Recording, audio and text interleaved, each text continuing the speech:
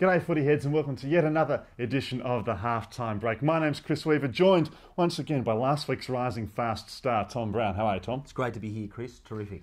Big week in footy this week, I think it's fair to say. Last week was a bit quiet, but some massive issues brewing during the middle of this week between rounds 8 and 9, and a big week of footy last weekend as well. Terry Wallace today, Tom, the big issue, will he stay, will he go? There's a press conference at noon at Punt Road, but I wasn't quite convinced by the answer he's going to stay to the end of the season. I think he will stay. I think Richmond will honour his contract now. Richmond are handling it quite well. I agree you could read between the lines that he might not, but I think that he will, and I think that that'll be the end for Terry Wallace at the end of the year. And now Richmond will probably commence their search for a new coach next year, and who knows who that could be, Chris? We'll see, eh? Jade Rawlings has been in the mix as a caretaker should things come to pot. I have to say though, Tom, it's the second month in a row that Terry Wallace's future has been discussed at an interim level even at the monthly board meeting at Punt Road. Now, St Kilda, big issue today with Nick Riewoldt. There certainly was big news from St Kilda today and good news for St Kilda fans.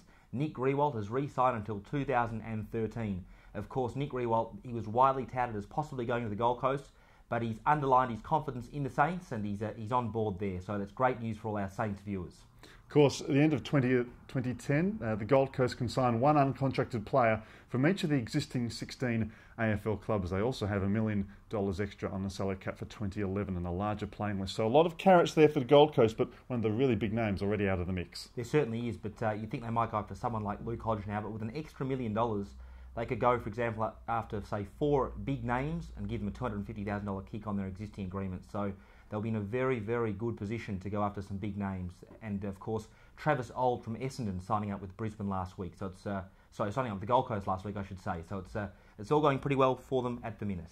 It's a long way removed from 20-odd years ago when the Bad News Bears were starting up, I'll tell you that much. Yeah, times have changed. They certainly have a lot more support from the competition. This week, a lot of stuff on field, which was very impressive. The pick, I have to say, of the games I saw, Sydney and West Coast, fantastic finish there. But I feel a little bit sorry for young Eric McKenzie.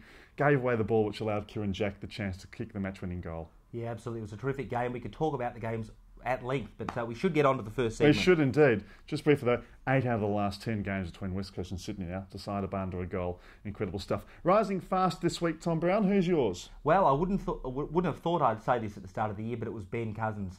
He had a broken hand at the start of the game, a broken finger just between there, and he managed to have 24 possessions, and 10 of those were contested. So that's a terrific effort from Ben Cousins on the weekend, and of course he had surgery last night, and is expected to return in about a week's time. Incidentally, he'll probably return against Fremantle in his old stomping ground over there in the West. So Ben Cousins, my man for the week. Yeah, left-hand spiral fracture, only predicted at the moment to miss 1 week. That would be massive if he comes back against Fremantle for his first return visit to Subiaco. Mine this week, well, as you know, every week I like to pop up a young player who I think will do something down the track. Last week it was pretty thin on the ground, had to go with the second gamer. This week though, I'm going with a guy who's now played 27 games. Cale Morton came into the Melbourne side at the start of last year, played 19 games in a side which only won 3 matches. He continues the good form this year. 37 possessions against the Western Bulldogs on the weekend. Second week in a row he starred in a narrow loss. They were worried about him, the Bulldogs. They had to move Nathan Eagleton onto him after half-time to stop him, but he's my rising fast for the week. I will just kick in there as well. Honourable mentions, of course, to Warren Tredrea, who managed to kick 7 goals over the weekend. He had Moore, McGuire and Bowden on him, all in the first quarter, but Warren just doing his best work over there for Port Adelaide. And rising fast, maybe Melbourne at the minute. There's some conjecture and some speculation they'll go pretty aggressively after Tom Scully, the Dandenong Stingrays captain, next year. I think Melbourne's future's pretty bright, so we'll just throw his name in the mix just at the minute. Real standout there, and also, of course, Warren Tredrea going through an Indian summer. Sinking ship, who's having a tough time at the moment, Tom? I'll be quick, Adelaide. I think they're struggling, their midfield's struggling. They've changed their game plan, and I don't think Neil Craig's overly convincing at the minute. I hope they get back on their winning ways. They're 3-5. But I think they're struggling just at the moment, Chris. Yeah, mine's a bloke who I've got a lot of sympathy for at the moment. Poor old Sean Rusling of Collingwood. 4 shoulder reconstructions. His first game back for 15 months on the weekend for Collingwood in the VFL. I was there to see it, and unfortunately he ended up with a fractured cheekbone in a collision with Shane Edwards. So get better, Sean, and we hope there's a change of luck for you soon. What about the fat, the issue which is dominating the media this week? Well, I've got a bit of an issue with the fat this week. I think the AFL, the MCC and the Etihad Stadium management need to sort out their issues. I think there's enough money in football going around to get everyone involved, including the clubs, and I think arguing over money is just not good in these times. I know it's a bit altruistic to think like that, but I think we've got a great product, we've got great fans, and I think the MCC, Etihad Stadium and the clubs and the AFL Commission should sit down and sort it out. I think we're going to get the Malcolm Blight peace pipe out soon and resolve this issue. It's going to run and run.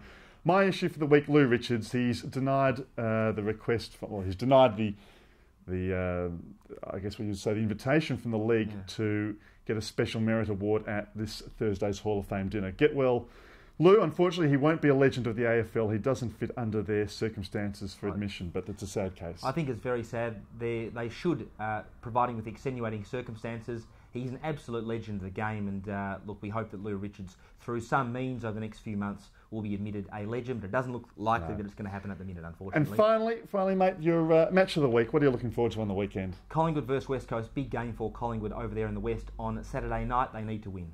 And I'm going to go for Adelaide versus Carlton on Saturday afternoon. Can the Blues play well 2 weeks in a row? Tom Brown, wonderful effort again for the second week in a row. Footy Heads fans, write the comments in the box underneath, and we hope to see you again next week. It's great to have your company. We look forward to seeing you next week. See you later, Footy Heads.